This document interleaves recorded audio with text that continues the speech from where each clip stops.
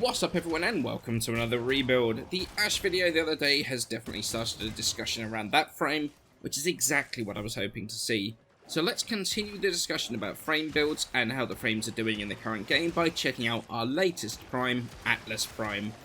You can get hold of the base frame, completing the quest The Jordas Precept, taking down the first Archwing base boss and the old Jordas Verdict raid boss, the J3 Golem.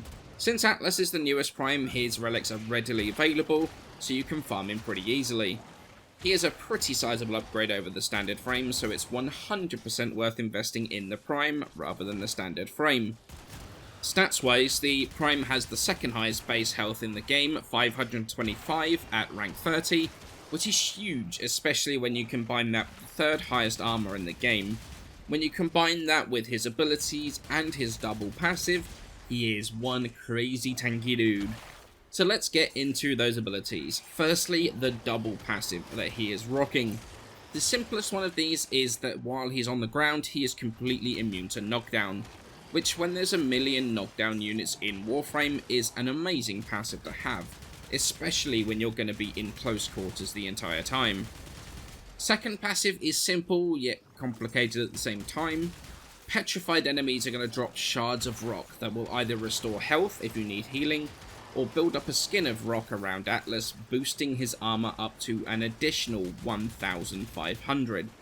That 1,500 cannot be changed whatsoever. The armor will decay at 5 per second unless you pick up some more rubble, which pauses that decay timer for 2 seconds before starting to decay again. Diving into a nullifier bubble doesn't immediately strip his armor either, which is pretty nice, although it does double your decay rate, which means you don't want to be doing that too often. The most effective way of getting rubble is to kill petrified enemies with your first ability, Landslide. Instead of the 50 that you get from a petrified enemy dying to any other means, or the rubble that your rumbler drops, you get 75, which means that petrifying them, then punching them in the face with your 1 is amazing and the most effective way of doing it. Rubble does have a pretty notable problem though, in if you're missing even 1 point of health, the rubble will not give you any armor. It's not like it's going to give you 1 to health and 49 to armor. You get 1 health and that's it, the other 49 effectively is wasted. Similarly, picking up rubble for health and not for armor will not pause that armor decay either, so you need to make sure you're at full health as much as possible to keep your armor boosted. So talking about that first ability, what is it? Well, it's Landslide, which is simultaneously super simple and super complicated, which is kind of fun. Basically, you press 1 to hit an enemy in the face with your fist. Atlas does a 3-hit combo, with each hit increasing in damage and range. Second hit in the combo does 200% more damage and has 200% more range and costs half the energy cost. The third hit does 400% more damage, 300% larger range, with it costing 75% less.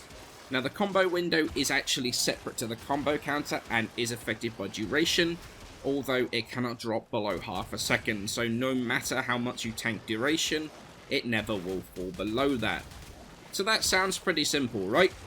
Well, this is where it gets complicated, because damage and range are both moddable on the frame, but he also takes melee weapon mods into account as well, which means that you have another avenue to explore while looking at buffing Landslide. Base damage mods like Pressure Point, physical damage mods like Primed Heavy Trauma, elemental mods, crit mods, status mods, weapon augments like Bright Purity, combo timer mods, as well as ribbons. So modding your melee is going to be very important as well. There's a couple of things that actually carry over from weapons to the Landslide too, such as the improved combo counter that the Venka Prime has, or the extra 10% toxin that the Maya has, or even weapons with like an incredible disposition like the dual carries, or ones with augments like the Jaw Sword or the Skarner. So there's actually a lot that goes into boosting Landslide, and I'm going to show you my current stat stick a little bit later on in the video. The ability does have an augment as well, which is Path of Statues. It is a really simple one. When you charge forward as part of your Landslide, you leave a trail behind you that will petrify enemies that step onto it. If I'm honest, I'm not a fan of this augment. The trail isn't that long, relies entirely on the enemies being stupid enough to walk into it, I find it a bit of a waste of a mod slot when you can just use your 3 instead. It's really cheap and infinitely more effective. Plus that way you're not relying on AI to walk into this fairly small Petrify. You can hit enemies up to a meter in front of you for, effectively it's a quick 50% boost in damage. But honestly, just using your 3 and following up with your Landslide just works out quite a bit better, especially when mod space on a frame is at a premium as it is. Second ability is Tectonics, where Atlas quite literally builds a wall. He places a physical wall down that enemies cannot pass through. It's invulnerable when he puts it down for 4 seconds and has just under 4,000 base health, plus 500% of Atlas's modded armor gets added onto that as well. Health and the additional health multiplier can be boosted with strength. If Atlas recasts his Tectonics, it turns the wall into a Temple of Doom style boulder, does 600 impact damage per second to enemies that are dragged along with it. After 15 meters, or if it hits a solid object, it's going to explode with a 5-meter explosion, doing 500 puncture damage. You can actually boost this not only with modding, but casting Petrify on it as well will increase the roll distance and the velocity, as well as boosting its damage. It's fun to play around with at lower levels, although the damage falls off pretty quickly. It does seem to break AI pathing rather hilariously though, and that's something you can definitely take advantage of. The augment, however, is what we're really going to look at with this ability.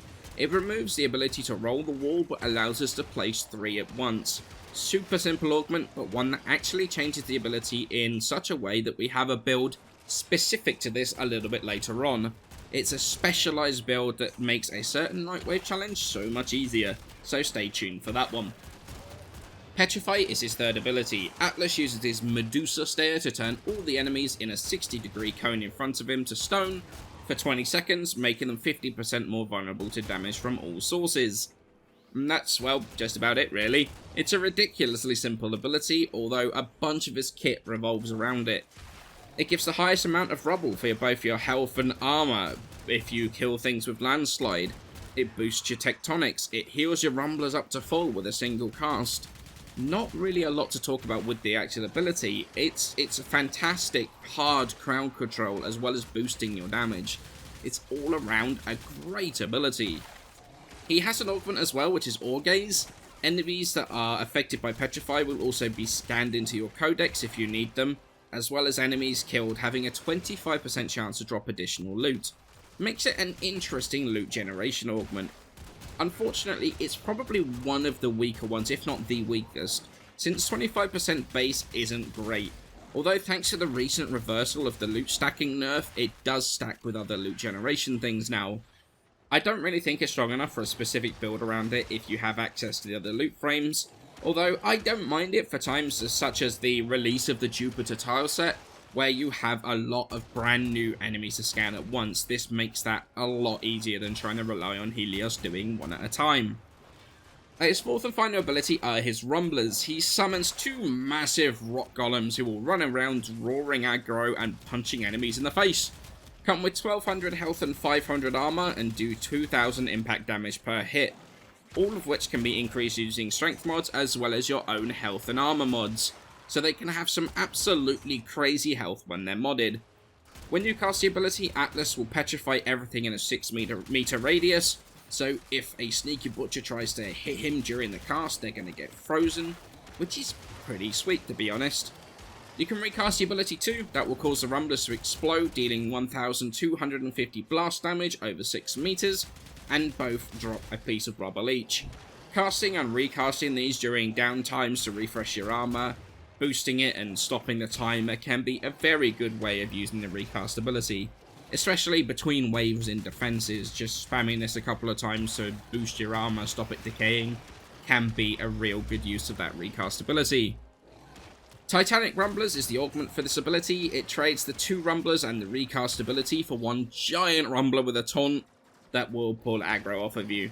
If you recast the ability, the Rumbler will do a ground slam and pull enemy aggro off of Atlas, protecting him. That taunt has a 6-second cooldown, so it can't be spammed at all. Personally, I'm not a fan of this augment. Losing the recast ability is something I don't like because I use that to replenish my health and armor in between waves of defense, for example. Then you've got the fact that Titan is slow, and while it does have a taunt, having 2 of them running around, even with less health, will honestly draw more aggro more reliably than a single taunt every 6 seconds. For me, it's pretty much a wasted slot, and I'm not going to recommend it at all. There is actually another augment coming though, which Pablo confirmed on his stream. The PvP augment where Atlas quite literally transforms himself into his Rumbler. Now, I'm not sure how this is going to work out in PvE, or when it's actually coming. However, it might actually be worth taking a look at this when it finally does come out. So that brings us nicely onto the builds, of which we actually have 2 of them. First one is going to be a general use one for both normal missions and the 120 level mark to hit the criteria I set out in the first video. I do have an aura former on here to switch out auras when I need it. For almost everything though, I use Swift Momentum, one of the new aura mods. It gives the entire squad a passive 6 seconds to their combo counter, and that works on maintaining your combo counter for Landslide. So there's some real nice synergy for Atlas here, especially since probably the strongest weapon in the game right now is the Redeemer Prime, and having an extra 30% faster charge shot on that, let's be honest, what's not to love about that one? The Aura Former though is there so you can switch to Corrosive Projection if you're running a 4 CP squad, or Steel Charge so you can have a bit more capacity to like max Streamlined and drop Fleeting a rank. But in general, Swift is definitely the best option here. Then we have our tank, Triple Umbral with Adaptation. This, when combined with the 1500 armor from the Rubble, is giving us close to 3000 armor. That's nearly 2000 health as well, plus the damage resistance from Adaptation. Then you've got the double Grace with our Arcanes. You can push Atlas's tank through the roof with ease. Then we've got Fleeting and Streamline for our max efficiency to cast things as often as we can. Rage is going to turn damage into energy, and then we're going to buff both our Petrify and our Landslide with Overextended. This gives us some amazing AoE clear with Landslide, and a very effective Petrify. And since we're going to be buffing our Landslide with both the combo counter with Swift Momentum and Narrowmon, and our stat stick melee, we don't need a ton of power strength here, which is why the loss of the strength from Overextended isn't the worst thing in the world. In terms of that stat stick, the build I'm actually using is Prime Pressure Point, Primed Heavy Trauma to boost the ability's inherent impact damage, Prime Fever Strike and Shocking Touch for corrosive damage. We've got Collision Force, going to further push the impact damage, Spoiled Strike for flat damage buff, and then I've got a body count on here to further increase the combo counter. Depending on your weapon, you could switch that body count out for a weapon augment if it's a Skarner or a Dual Sword, for example. Or you could even do an elemental on there instead. The Riven, personally, I would look for flat damage, Toxin or Electric to combine into the Corrosive, or Combo Timer. Plus Impact works here pretty nicely as well, to be honest. But remember, you're modding for the punch and not for your actual melee here. Sadly, your actual melee is going to suffer because it's pretty much just a carrier for your Landslide boosting mods. That being said though, it's not really necessary to have a specific stat stick. The entire footage in the background is done with my Redeemer Prime, and even more than that, I had the wrong elements in a full status build. Honestly, it would have been pretty hard to find a more wrong setup for Landslide.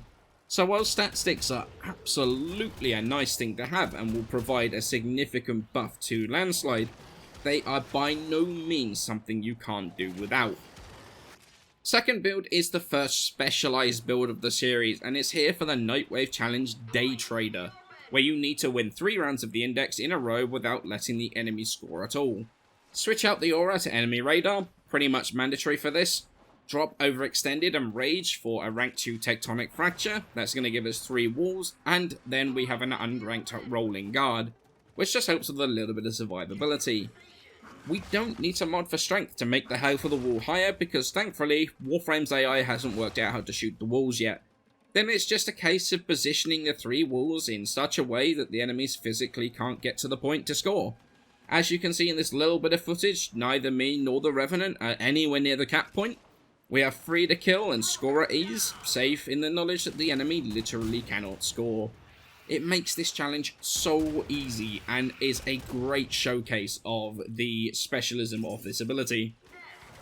So when all is said and done, what do I think of Atlas? Do I think he works well in the current meta? And honestly, yeah, he's actually pretty damn good. That buff he got to his base stats on his prime puts him at almost the same effective hit points as an Inaros, with abilities you actually want to use.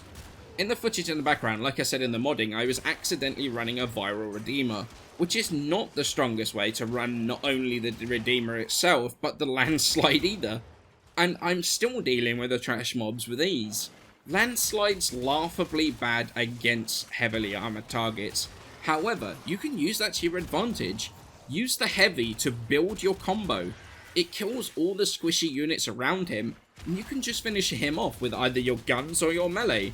In my case, a swift Redeemer Prime Blast to the face, because having 30% faster charge speed on your Redeemer because of your aura is amazing. Use Petrify not only to increase your damage done on all enemies that are petrified by 50%, but it also locks enemies in place, which means that the huge ragdoll that you get on your third hit of the combo doesn't yeet all the enemies miles in every single direction. That makes that range build work for you even harder, as you're killing all the enemies around you, not just the one you are punching. Petrified enemies are obviously not shooting at you, which, while you're ridiculously tanky anyway, also lessens the amount of enemies obviously shooting at you. And now they aren't resistant to status procs anymore, condition overload melees tear them up super quickly. Then use your rumblers as a distraction in high danger scenarios. As you can see in the footage, our Necros was down. I was trying to stack tokens to revive him, and that's going to drop my health and put me in more danger. So popping my rumblers to bring some of that aggro off of me and onto them was absolutely the right way to go and saved my backside.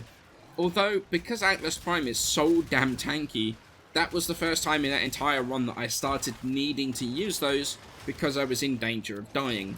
Between the healing from Double Grace and the healing return on my Redeemer, I was constantly at max health. But when the enemies are closing in on 200, are hidden behind arbitration drones and nullifier bubbles, they do a lot of damage very quickly. So a quick pop of your 4 takes some heat off of you, and it is a very underrated ability. So that's 3 out of the 4 abilities we use regularly, even if I only use the rumblers to prop me up at higher level. But then we've got that highly specific build for Tectonics in the index. And what do you know, we have a frame with 4 abilities that we use, and 2 good passive. Atlas is actually a great frame, and shows that a frame doesn't need to be hugely complicated to be good. I had a blast working on this video because I like him quite a bit. So doing the former on him was not only quick, but a lot of fun too. He's passed that level 120 test with flying colours, and can easily stand up to any content we have in the game right now. Like in the Ash video, we could have gone a lot further had I not only had the right elements on my melee, but also if it wasn't about 6 in the morning when I recorded the footage and neglected to check the live support, only to get sniped out of midair on low health. So honestly, he smashed the test, and it is well worth investing into a build for. So I hope you enjoyed my in-depth look at Atlas Prime and how I think he is in the game right now. Please let me know your thoughts on me in the comments below. I loved reading the comments on the Ash video. And as always, I hope you had a fantastic day. Please leave a like if you enjoyed the video and sub for some more Warframe content, and I shall see you in the next one.